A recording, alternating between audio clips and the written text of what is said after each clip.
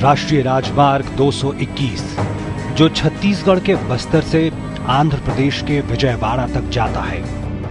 25 मई 2013 करीब 25 गाड़ियों का काफिला एक राजनीतिक रैली के बाद छत्तीसगढ़ के सुकमा से बस्तर के जगदलपुर की तरफ बढ़ता है।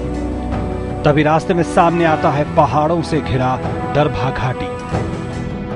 लगभग 200 राजनीतिक कार्यकर्ताओं के काफिले के सामने एक आईडी धमाका होता है और काफिले में भगदड़ मच जाती है।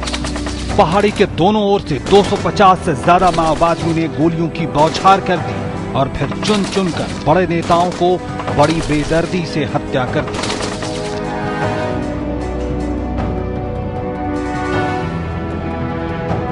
कुछ 10 किलोमीटर दूर मौजूद अर्धसैनिक बलों और पुलिस को सूचना तो मिली, लेकिन रास्ते में कई तरह की रुकावटें नक्सली पहले ही लगा चुके थे। जब हमला खत्म हुआ तो जमीन पर बिखरे थे 27 से ज्यादा लाशें,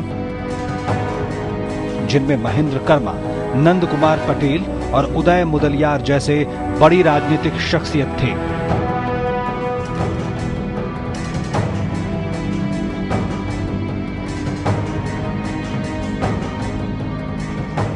बाद में इस सूची में विद्याचरण शुक्ल का नाम भी जुड़ गया।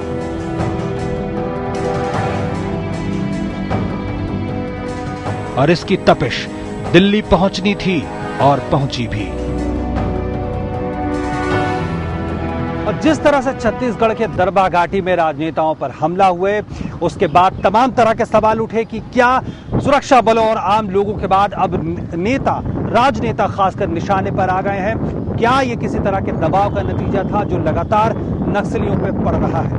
हालांकि कुछ राज्य ऐसे भी हैं जहां नक्सलवाद की स्थिति कमजोर हुई है। पश्चिम बंगाल है, उड़ीसा है, आंध्र प्रदेश है, ये ऐसे राज्य हैं जहां नक्सलवाद लगातार कमजोर होता जा रहा है। विकास जो है वो लगातार यहाँ पैठ बना रहा है और खास बात है कि विकास ने जो आम लोगों के जनजीवन है उसमें असर डाला है और इसी वजह से जो नक्सलवाद है लगातार इन राज्यों में कमजोर पड़ता जा रहा है। निश्चित तौर पर यहाँ सुरक्षा बलों की अपनी एक भूमिका है जिसने एक बड़ा अंतर पैदा किया है। हम यहाँ से रुख करेंगे कुछ नक्सलवादी क्षेत्रों का और जायजा लेने की कोशिश करेंगे कि कैसे विकास वहां पे अपना काम कर रहा है, विशेष योजनाएं कैसे काम कर रही हैं और कैसे सुरक्षा बल नई रणनीति के तहत तमाम राज्यों में काम कर रहे हैं। जब इस हिंसक तपिश को हमने नजदीक से महसूस करने का फैसला किया तो सबसे पहले हमारे दिमाग में छत्तीसगढ़ का नाम सामने आया। रायपुर पहुंचने के बाद डीडी न्यूज की टीम बढ़ी लाल गलियारे की ओर।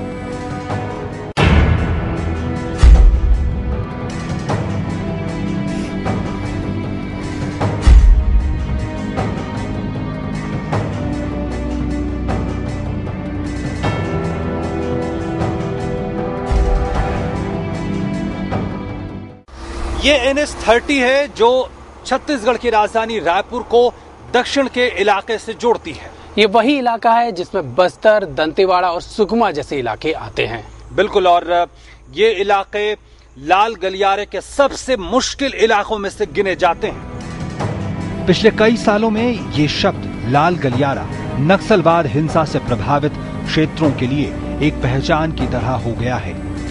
गैर सरकारी आंकड़ों की बात करें तो देश के लगभग 200 जिलों को माओवाद हिंसा से प्रभावित बताया जाता है, लेकिन गंभीर रूप से अब माओवाद हिंसा प्रभावित जिलों की संख्या कुछ 35 के आसपास है। आंध्र प्रदेश, पश्चिम बंगाल, उड़ीसा जैसे राज्यों में हाशिए पर आने के बाद छत्तीसगढ़ और झारखंड में हालात गंभीर नजर आते हैं, क्योंकि कहा जाता है कि छत्तीसगढ़ अब वामपंथी अतिवादियों का कोर एरिया यानी आधार भूमि क्षेत्र बने हुए हैं। फॉरेस्ट एक्ट जब 82 में संशोधित हुआ तो बहुत सारे अधिकार जो आदिवासियों के थे वो उनसे ले लिए गए जंगल को बचाने के लिए। इसका फायदा उठाया उन्होंने बस्तर में और झारखंड में, जहाँ पर उन्होंने कहा कि हम आपको आपकी ज़मीन है, आपका जंगल है, हम वापस आपको ये दे देंगे, आपका अधिकार रहेगा। और उनमें अपनी पैठ बनाई। उस समय क्योंकि वहाँ पर पुलिस बहुत ही कम मात्रा में, अल्प मात्रा में था, तो संभव नहीं था कि उन्हें कंट्रोल किया जा सके। रायपुर से लगभग 2 घंटे के सफर के बाद हम कांकेर आ पहुंचे। ये जिला भी उन इलाकों में आता है जहां के जंगलों में नक्सलियों ने अपनी पैठ बना रखी है। सरकार के बुनियादी सुविधाओं की झलक भी मिली। शायद यही इस समस्या के पीछे सबसे बड़ा तर्क भी दिया जाता है। थोड़ा ही आगे बढ़े थे कि हमें गश्त करते सीआरपीएफ के जवान दिख गए। पहली बार लगा कि हम सचमुच लाल गलियारे में आ पहुंचे हैं। ये कांकेर जिला है और उस तरह से देखा जाए तो जो लाल गलियारा जो कहलाने वाला क्षेत्र है और सबसे ज्यादा नक्सल प्रभावित क्षेत्रों में से एक ये जिला गिना जाता है। और जब हम इस रास्ते से गुजर रहे हैं हम देख सकते हैं किस तरह से अर्धसैनिक बलों की टुकड़ियां, इसके अलावा जो है राज्य पुलिस लगातार यहाँ पे निगरानी रख रहे हैं। दोनों तरफ, सड़क के दोनों तरफ हम पहाड़ी देख सकते हैं जो एक आदर्श स्थिति बनाते हैं खासकर नक्सलियों के लिए। बाहरी दुनिया के लिए कुख्यात बस्तर में हम कदम रख चुके थे। जुलाई के इस महीने में रुक रुक कर हल्की बूंदाबांदी हो रही थी। बाजार में जमकर खरीदारी हो रही थी। ये बिल्कुल आम गांव के बाजार की तरह ही लगा। अब घाटियां हमारा स्वागत कर रही थी। यहाँ की कलिकेश घाटी एक भयावह तस्वीर लिए खड़ी थी। सीधी चढ़ाई और तीखे मोड़, ये बैला डीला की पहाड़ियां हैं जो बस्तर की ओर रुख करने पर आपको पार तो करनी ही होगी।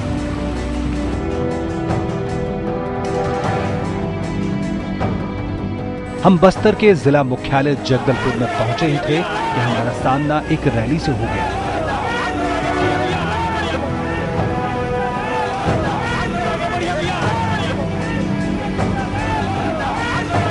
आपकी मांग क्या है? हमारे बस्तर संभाग के 60,000 कर्मचारियों की जोखिम भत्ता की पहली मांग है, दूसरी मांग है अनुसूचित क्षेत्र भत्ता की और तीसरी मांग है हमें कि 4 क्रमोन्नति वेतनमान दिया जाए जो हमारे बहुत सारे कर्मचारियों को अलग राज्य इसमें दिया जा रहा है। हमारी मांग है गढ़ जैसे हमारे महाराष्ट्र है, गढ़चिरोली राज्य है, वहाँ पर जोखिम भत्ता 25% जोखिम भत्ता दिया जा रहा है हमारे साथियों को और एक आउट ऑफ टर्न प्रमोशन दिया जा रहा है। लेकिन हम बस्तर संभाग के कर्मचारियों को जो जोखिम में काम करते हैं उन्हें कुछ भी नहीं दिया जा रहा है। बस्तर संभाग में जितने भी कर्मचारी हैं वो बहुत कठिन परिस्थितियों में अपनी सर्विस को ये कर रहे हैं, अंजाम दे रहे हैं। जी बाद में खबर आई कि कई बदलावों के बाद राज्य सरकार ने कुछ भत्ते बढ़ाने की बात मान ली है।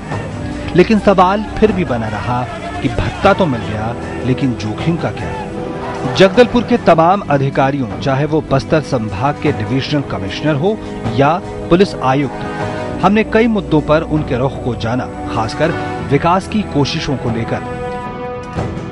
विकास और सुरक्षा, इसका जो एक डायलेमा बना हुआ है वो अभी हमारी सबसे बड़ी चुनौती है। विकास के लिए सुरक्षा आवश्यक है। हम जगदलपुर के बाद बढ़े दंतेवाड़ा की ओर। हमें हाईवे पर दोनों खूबसूरत नजारों ने रोक लिया। दक्षिण छत्तीसगढ़ का सुदूर इलाका और यहां से दंतेवाड़ा की सीमा यहां से शुरू होती है और ये सड़क सीधे आपको ले जाएगी हैदराबाद के तरफ, सीधे जो है आंध्र प्रदेश निजामाबाद की तरफ ये सीधे ये सड़क ले जाती है। और इस सड़क के दोनों तरफ हम देख सकते हैं ये बैला डेला की पहाड़ियां हैं और ये पहाड़ियां और ये जंगल घने जंगलों के रूप में ये कुख्यात या कहें मशहूर है। और ये बैला डेला की पहाड़ियां अपने आप में काफी महत्वपूर्ण इसलिए है क्योंकि ये खनिजों से भरी हुई है। ये दूसरी तरफ देखिए और खासकर लौ अयस्क यहाँ पर प्रचुर मात्रा में पाया जाता है। और खास बात है कि ये लौ अयस्क एशिया में सबसे बेहतर क्वालिटी का, सबसे बेहतर गुणवत्ता का इन बैला डेला की पहाड़ियों में लौ अयस्क पाया जाता है, जिसका ज्यादातर निर्यात जो है जापान, दक्षिण कोरिया, इन जैसे इलाकों की तरफ होता है। सड़कों की हालत देखकर बिल्कुल नहीं लगा कि ये वही दंतेवाड़ा है जिसकी एक खतरनाक तस्वीर दिल्ली में अखबारों की सुर्खियां लूटती हैं। लेकिन ये भी सच है कि विकास और रोजगार एक बड़ा मुद्दा यहाँ भी है। छोटे गांव की ओर जाने वाली सड़कें बताती हैं कि कैसे प्रधानमंत्री ग्रामीण सड़क योजना ने इस मुश्किल इलाके में भी दूर दराज के इलाकों को मुख्य धारा से जोड़ा है। कई इलाकों में बुनियादी ढांचे के निर्माण के लिए जिला निर्माण समितियां बनाई गई हैं, जिसमें स्थानीय ठेकेदारों को प्राथमिकता दिया जा रहा है। बस्तर संभाग में एक शासन द्वारा ये प्रयोग किया गया है कि जो निर्माण कार्यों में कोई एजेंसी तय करने में या निर्माण कार्य कराने में दिक्कत आती है, उसको लेकर खास तौर पर दंतेवाड़ा, बीजापुर, सुकमा, नारायणपुर 4 जिलों में जिला निर्माण समिति का गठन किया गया है। कलेक्टर उसके अध्यक्ष होते हैं, एसपी और अदर वर्क्स डिपार्टमेंट सभी उसके मेंबर्स रहते हैं। इसमें सुविधा कलेक्टर को ये रहती है कि लोकल किन परिस्थितियों को देखते हुए जो निर्माण कार्य पूर्ण हो सके, और वहाँ जहाँ बेस कैंप है, सुरक्षा जहाँ हम प्रदान कर रहे हैं, तो सुरक्षा के साथ साथ निर्माण कार्य चलता रहे, इस तरह के प्रयास जिला प्रशासन द्वारा और राज्य शासन द्वारा किए जाते हैं। दंतेवाड़ा में हमने सीधे रुख किया कसोली का। हमें पता चला कि यहाँ एक राहत शिविर है जो पहले सलवा जुर्म कैंप हुआ करता था। वहीं सलवा जुर्म कैंप, जिसे सुप्रीम कोर्ट ने साल 2011 में गैर कानूनी गतिविधि करार दिया और राज्य सरकार के नक्सल विरोधी अभियान को एक बड़ा झटका लगा। कटीले तारों और सुरक्षा बलों के दायरे में ये एक छोटे से गांव जैसा था। लोग रोजमर्रे के काम में लगे हुए थे। हमारे आने से उन्होंने बहुत उत्सुकता नहीं दिखाई। सीधे कहे तो ये आम आदिवासी है जो एक समय हथियारों के साथ नक्सलियों से लोहा ले रहे थे, लेकिन कई मानवाधिकार कार्यकर्ताओं ने इसे आदिवासियों के विरुद्ध आदिवासियों की संज्ञा दी। जब सलवा जुर्म की शुरुआत हुई तो राज्य सरकार की तरफ से सारी सुविधाएं दी गईं, लोगों को राशन तक मुहैया कराया गया। लेकिन जब सुप्रीम कोर्ट ने इसे अवैध घोषित कर दिया गया तो सरकार ने कुछ सुविधाएं लोगों से वापस जरूर ले ली। एसपीओज के बारे में सुप्रीम कोर्ट ने जो निर्देश दिए हैं उसके मुताबिक एसपीओ नहीं रखे जा सकते। उनको रेगुलर फोर्स में इंडक्ट कर लिया गया है और उसके चलते वो लोग सहायक आरक्षक के बतौर अभी हमारे साथ में काम करते हैं। तो अब एसपीओज नहीं आ रहे हैं? नहीं, अब एसपीओज नहीं बनाए जा रहे हैं। जो भी आते हैं या तो सहायक आरक्षक बनते हैं या आरक्षक बनते हैं। सरकार की तरफ से यहाँ कई सुविधाएं थी। हमने कुछ लोगों से बात करने की कोशिश की, लेकिन ये एसपीओ, जो अब राज्य पुलिस का औपचारिक तौर पर हिस्सा है, काफी हिचकिचाहट और अनजानी आशंका से भरे हुए थे। ऐसे में ही एक आम नौजवान हमें मिला जो बड़े बेबाकी से हमारे सामने आया और हमारे सारे सवालों के जवाब दिए। ये था कोई 22-23 साल का शैलेश। भी शामिल होते हैं नक्सलियों के साथ शामिल? जी जी। वो क्यों शामिल हो जाते हैं? वो इसलिए शामिल हो जाते हैं कि सर क्या है, देखिए यदि शामिल नहीं हो तो मतलब आप जान से हाथ धोना पड़ सकता है। मतलब एक दबाव, यदि जीना है तो साथ देना है, इस टाइप का। ऐसे यहाँ पर कैंप में कई परिवार हैं जो अपने मुखिया से हाथ धो चुके हैं। लेकिन इनके वरिष्ठ सदस्यों में से एक चैतराम ने हमसे काफी सहज होकर बात की। यहाँ शिविर में आने के बाद शुरू में इन लोग जैसे ही अपने क्षेत्र से जो है प्रताड़ित होकर यहाँ जो आए हैं, सबसे पहले जो यहाँ जैसे ही आए, शासन ने इन लोगों को फ्री राशन वगैरह सब दिया और जैसे ही यहाँ पर आके एक कैंप बसाए। कैंप बसाने के बाद ये मकान वगैरह सब तैयार किए। शासन ने मकान बनाने के लिए जो है पैसा दिया और अपने अपने मकान बना लिए हैं और मकान बनाने के बाद फ्री राशन जो बंद कर दिया गया। अब जो है ये शिविरार्थी लोग जो है शिविर में रहने वाले सभी लोग जो है यहाँ मजदूरी करते हैं। जैसे नरेगा का काम है, ग्राम पंचायत के अंदर या आसपास में मजदूरी करके अपना जीवन यापन कर रहे हैं। अभी नरेगा से अब काम तो करना पड़ेगा। जो भी है नरेगा का रेट है, वो जो काम करते हैं तो रोजी जो है इन लोगों को मिलता है, उससे जो है अपना परिवार यापन करते हैं। चैतराम बताते हैं कि समस्या गहरी है। शिविर में स्कूल और दूसरी सुविधाएं तो हैं, लेकिन युवाओं के रोजगार और भविष्य को लेकर चिंताएं बाकी हैं। शुरू से ये जो कासोली कैंप में रहने वाले अबुझमाड़ के लोग हैं, ये जो सबसे पहले जो है नक्सली गढ़ में रहते थे और मजबूरी में उनके बीच में काम करते थे और वहाँ छोड़कर जब से यहाँ आए हैं और आज भी नक्सली के टारगेट में है। और जो है अभी अगर उधर जाएंगे इनको नक्सली मार देंगे, इस प्रकार जो है आज भी है, इनको भय है।